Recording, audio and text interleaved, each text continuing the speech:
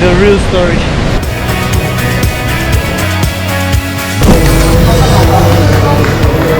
You see? Look behind you.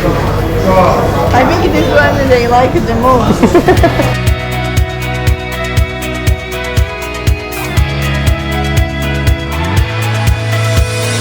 Saponina is the base product for the natural soap.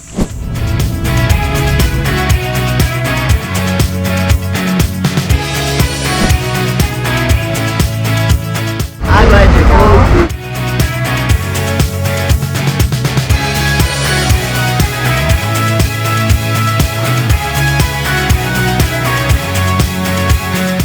We're gonna go snorkeling and I asked Fernanda, can you ask a little bit bread? What do you have?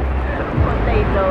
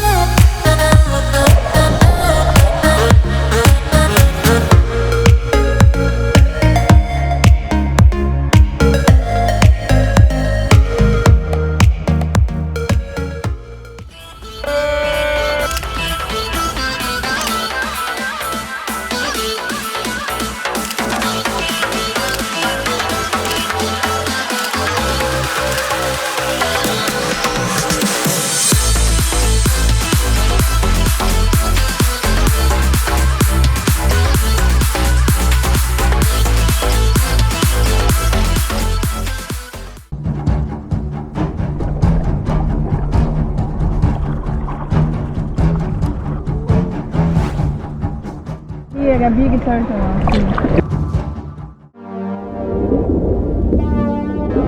Tá tudo bem, tá tudo bem. No final de tudo a gente sempre fica bem.